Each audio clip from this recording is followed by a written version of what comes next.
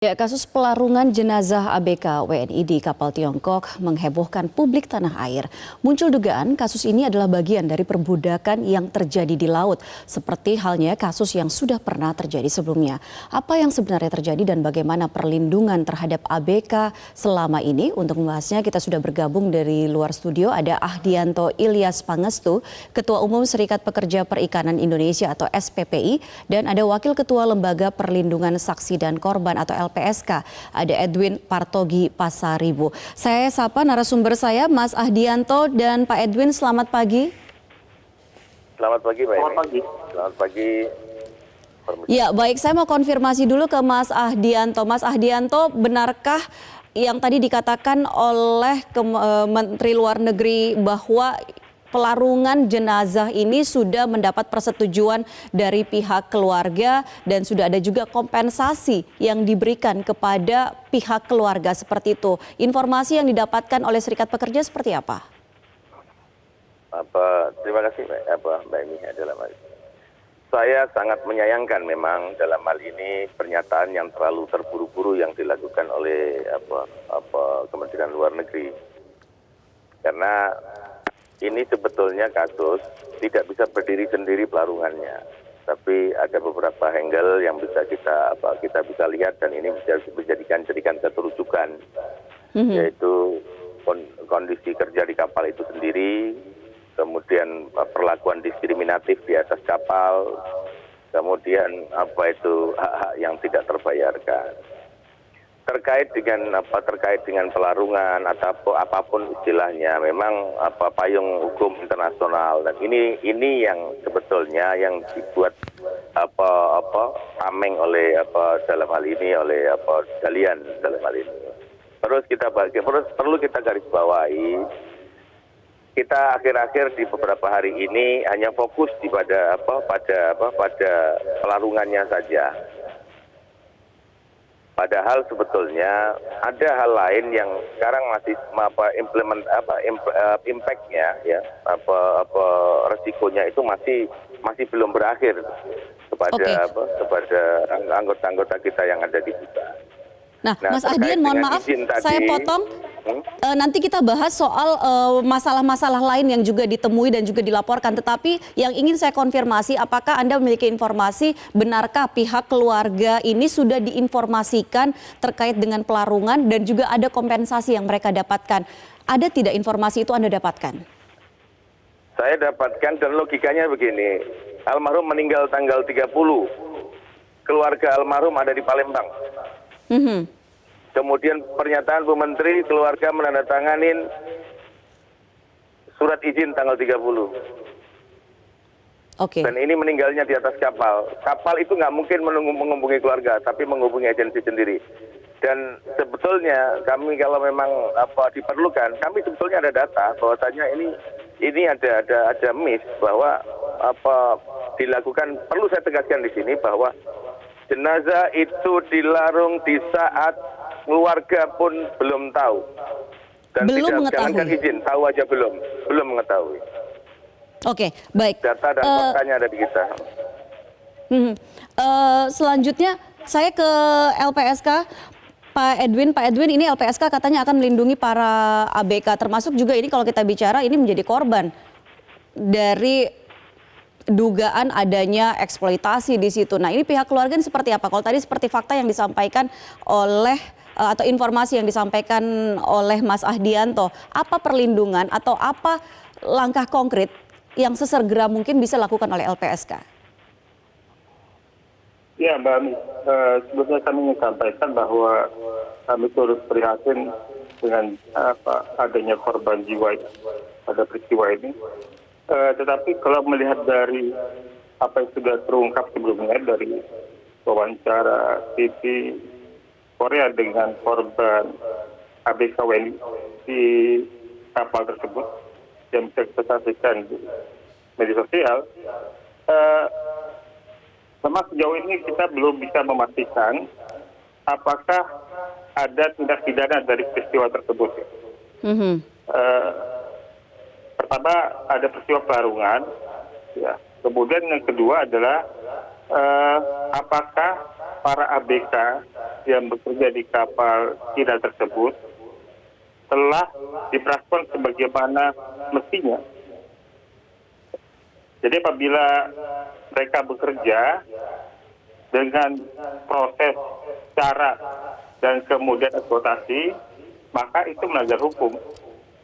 Tapi kalau proses, cara, dan eksploitasinya tidak ada yang melanggar hukum, maka itu sah-sah saja.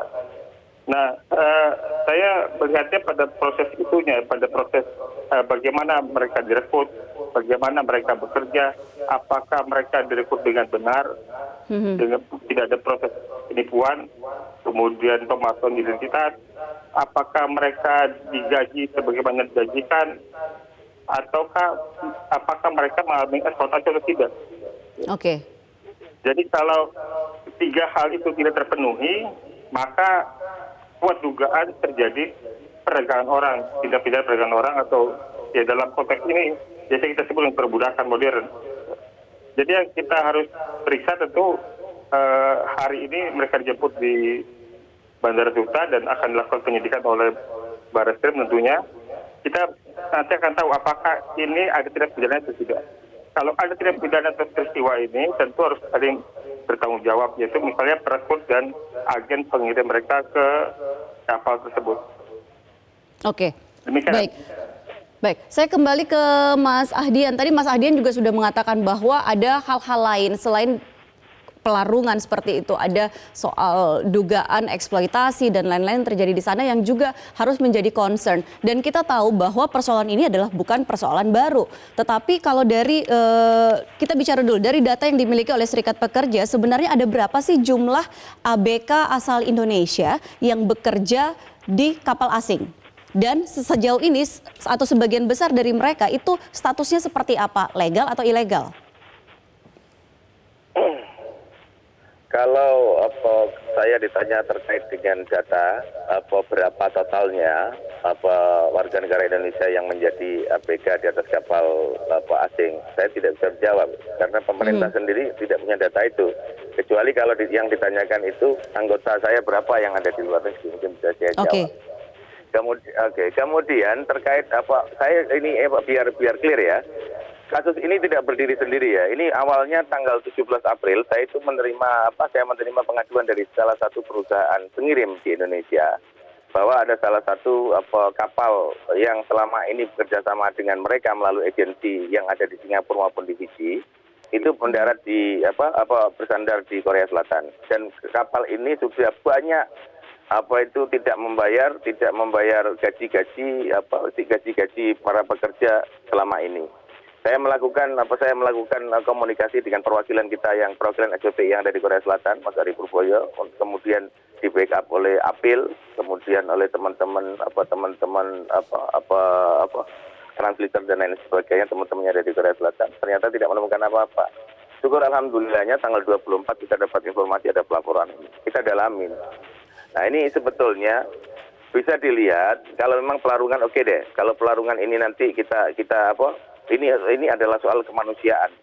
Mari sebetulnya begini, mari kita duduk bersama ya. Kami ada data, mari Kemlu, Komisi 9, Komisi 1, kepolisian, kita lakukan investigasi dulu deh. Tidak perlu harus ada pernyataan atau statement apapun juga. Ini bangsa Indonesia. Yang kita hadapi itu bukan negara. Ini saya garis bawahi ya. Yang kita hadapi itu bukan negara. Yang kita hadapi adalah perusahaan swasta yang kebetulan ada di Cina. Itu saja. Dan ini data saya ada. Kalian ini tidak membayar gaji, ya. Bahkan agensi-agensi yang ada di Singapura, agensi yang ada di Fiji, ya, yang bekerja sama dengan Dalian ini, mau kooperatif membantu kita, memberikan data-datanya, berapa yang selama ini sudah digaji. Kemudian yang harus kita periris hati kita ini, bayangkan satu kapal, ya, di atas kapal yang sama. Ya, tenaga kerja mereka, tenaga kerja yang Cinanya, ya, mohon maaf, Tiongkok, ya, minumnya pakai air mineral, sedangkan orang-orang kita diberikan minum dengan air sulingan air laut. Oke, baik. Ini saja sudah ini mari kita sama-sama, mohon jangan digeser ini ke isu politik, isu rasis, tidak. Kita yang kita hadapi bukan negara, yang kita hadapi adalah perusahaan yang kebetulan ada di sana. Oke, Dan baik. kami sudah, mohon maaf, kami dari pihak tim pengacara SPPI yang di Korea dan tim pengacara terima kasih kepada Apil. Kami di sini sudah intinya di backup penuh oleh LBH Ansor. Dan kita semua bekerja sama, kita akan nanti mungkin akan memberikan data-data kepada pihak berwajib di sini. Mari kita. Jadi mohon maaf, mari kita update informasi ini sebaik mungkin, jangan sampai membias. Ini soal tindak pidana dan lain sebagainya, jangan sampai membias. Ini masalah pelarungan, oke. Nanti kita bisa saya ada fakta yang bisa saya sebetulnya. Ya, nanti kita akan bicara lebih jauh lagi soal Mas Ahdian, nanti kita akan bicara lebih jauh lagi soal seperti apa perlindungan yang dibutuhkan dan yang bisa dilakukan oleh pemerintah Indonesia terhadap para ABK yang bekerja di kapal asing. Nanti tetapi kita harus jeda terlebih dulu, pemirsa tetaplah bersama Metro Pagi Prime Time. Ya, pemirsa, kita masih membahas mengenai bagaimana perlindungan terhadap ABK asal Indonesia di kapal ikan asing. Kita masih bersama dengan Ketua Umum Serikat Pekerja Perikanan Indonesia atau SPPI dan juga ada Wakil Ketua Lembaga Perlindungan Saksi dan Korban. Oke, saya kembali ke Mas Ahdian. Mas Ahdian, dikatakan bahwa inti persoalan atau awal mula persoalan ketika terjadi perlakuan yang tidak selayaknya bagi para ABK asal Indonesia ini di kapal asing ini adalah dimulai dari bagaimana proses perekrutan. Nah, ada tidak sih prosedur yang harus dilakukan atau harus dipatuhi oleh kapal asing ketika mereka ingin merekrut ABK asal Indonesia? Oke, sebetulnya kalau aturan sebetulnya sudah banyak sih ya, sehingga sebetulnya implementasinya yang belum. Bahkan di dalam ada undang-undang baru kan, itu undang-undang PPMI 18 itu juga mengamanatkan, tetapi implementasi bahkan PP-nya juga belum terbit. Sebetulnya ini yang kita dorong adalah bagaimana tata kelola yang baik, tata kelola yang ada kepastian hukum. Sekarang ini ya, manning agency yang berizin dengan tidak berizin itu sama-sama bisa mengirim, dan di airport bisa saja jalan gitu loh. Makanya kami dari SPPI mengharapkan di airport itu ada jalur tersendiri deh untuk ABK ini. Begitu pula di kementerian, nanti kementerian mana yang yang dipercaya menjadi leadnya juga harus ada kedokteran tersendiri. Karena apa? Ini yang bias karena apa? Sifat PMI ataupun norma PMI ataupun jenis PMI yang pekerja migran ini sektor yang tidak ada kesamaan dengan yang lain. Jadi harus ada perlakuan dan undang-undang tersendiri. Nah, sebetulnya kalau memang belum ada aturan yang bagus ataupun yang dianggap paling bagus, ya sudah peraturan yang ada juga seperti KKP juga ada Permen 42 yang mengatur tentang PKL, sehingga PKL yang seperti sekarang yang 300 US dollar itu pun hanya bisa melihat di list $300 setiap bulannya, mereka tidak tahu itu uang kemana. Dan perlu saya jelaskan ya, bahwasannya yang sekarang di Busan, adik-adik kita yang sekarang di Busan ini sudah selesai kontrak dan perpanjangan 2 kali, perpanjangan 2 bulan. Itu pun dari mulai bulan 12 sampai hari ini belum menerima gaji. Dan saya minta dari ini, mohon maaf ini pesan ya kepada pemerintah, jangan hanya fokus, karena kami fokusnya adalah pemenuhan hak. Jadi jangan hanya fokus bisa memulangkan mereka selesai, tetapi bagaimana hak-hak mereka sebelum mereka pulang ke rumah harus sudah didapat. Oke, nah kita itu juga bicara soal sistem deteksi dini. Jadi ketika perekrutan ini oleh agensi yang mungkin legal atau terdaftar, valid, tetapi apakah juga bagaimana deteksi dengan perusahaan-perusahaan perkapalannya sendiri? Ini berjalan dengan baik tidak sih? Sebetulnya begini, dari piranti aturan dan peraturan yang ada itu sudah mengamanatkan bahwasannya perusahaan yang boleh yang mana, yang tidak yang mana. Tetapi masing-masing kementerian lembaga ini yang dalam hal ini yang terlibat ada 4 sampai 1 badan ini masih menunggu kepastiannya. Nah, oke, berarti itulah inti persoalan. Iya, dan sekarang ini yang di lapangan yang yang sekarang yang bonyok itu malah yang resmi sudah punya resmi, nanti diaudit setiap tahun, ya. Mengirim juga begitu. Kalau memang ada kesalahan seperti itu mudah kita mendeteknya, sedangkan yang tidak punya izin gimana? Mereka bisa melakukan ini hal-hal seperti ini. Nah, makanya kami dari SPPI mengharapkan harus ada kepastian hukum, segera perbaiki tata kelola, duduk bersama lah kita. Nah, kemudian karena ini kebanyakan pekerja di luar negeri, maka kita dorong untuk Republik Indonesia meratifikasi C188 sesegera mungkin. Nah, itu dia tugas penting ataupun aksi yang diperlukan seperti itu. Oke, saya kembali ke Pak Edwin dari LPSK. Pak, sebenarnya sejauh ini sistem pelaporan seperti apa sih? Kita tahu bahwa ini juga kan bagian dari deteksi dini ketika ada laporan. Nah, mereka itu kan lokasi bekerjanya adalah di tengah laut. Tidak ada yang melihat, bisa dikatakan seperti itu. Ini bagaimana? Ya, saya nggak tahu kalau di soal itu ya. Tetapi kan kami di LPSK concern di soal pemenuhan haknya. Jadi tadi saya sampaikan kalau seandainya apa yang dilakukan oleh kapal ini dalam beroperasi mempekerjakan orang secara dari proses yang tidak benar, ada penipuan di situ. Penipuan ini biasanya begini, dijanjikan gaji besar beserta bonus, tapi dalam prakteknya gajinya tidak sesuai atau bahkan tidak digaji sama sekali. Ya.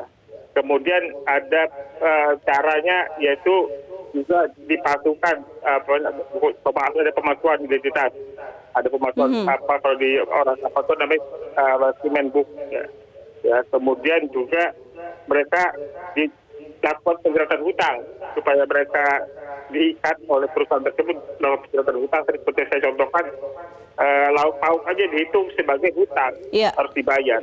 Jadi yang hanya diberikan itu nasi dan air saja. Tapi di beberapa kasus bahkan air putih itu tidak didapatkan oleh para ABK ini. Mereka harus minum air dari saringan air laut atau minum dari air asli. Oke. Maaf, waktu kita sudah tidak banyak, Pak. Pak Edwin, maaf saya potong singkat saja. Lantas apa yang harus kita lakukan sekarang untuk memastikan para ABK kita ataupun juga para pekerja kita yang berada di luar, utamanya yang berada di kapal ikan asing ini pun juga mereka terjamin hak-haknya, mereka tidak lagi dibohongi seperti itu? Ya, memang proses pemantauan ini juga tidak mudah ya. Karena kan dari posisi Indonesia itu hanya posisi sebagai agen penyalur. Gitu. Ketika sudah disalurkan ke negara tujuan, ya tentu pemerintah Indonesia sulit untuk memonitoring para ABK ini, kecuali kemudian diketahui ada keluhan segala macam. Tetapi dari peristiwa yang terjadi ini, tentu yang harus kita pastikan adalah tadi disampaikan oleh Mas Ardian, pemenuhan hak para korbannya. Gitu. Jadi apabila yang terjadi ini adalah peristiwa tidak pidana perdagangan orang, maka ada beberapa hak yang bisa dipenuhi oleh LPSK. Salah satunya adalah restitusi, pemenuhan hak ganti rugi. Nah, ini sudah kita lakukan sejak 2013 ya. Jadi kami sudah membantu para ABK yang mengalami peristiwa serupa untuk menuntut hak ganti rugi dan hak ganti kerugian yang disebut dengan restitusi. Nah, biasanya itu meliputi kerugian dari penghasilan yang dijanjikan, kehilangan barang, kerugian medis akibat pekerjaan tersebut dan lain-lain. Baik, tentunya masyarakat Indonesia hanya bisa berharap LPSK dan juga pihak-pihak mendapatkan haknya. Ya, baik. Tentunya masyarakat juga hanya bisa berharap LPSK dan juga pihak-pihak lain yang berwenang ini benar-benar bisa mendampingi para ABK dan juga mendampingi warga negara Indonesia lain yang mungkin bermasalah ataupun diperlakukan dengan tidak layak di kapal asing ataupun juga di negara lain seperti itu. Terima kasih Pak Edwin, terima kasih juga Mas Ahdianto sudah bergabung bersama kami di Metro Pagi Prime Time. Mudah-mudahan persoalan ini segera selesai.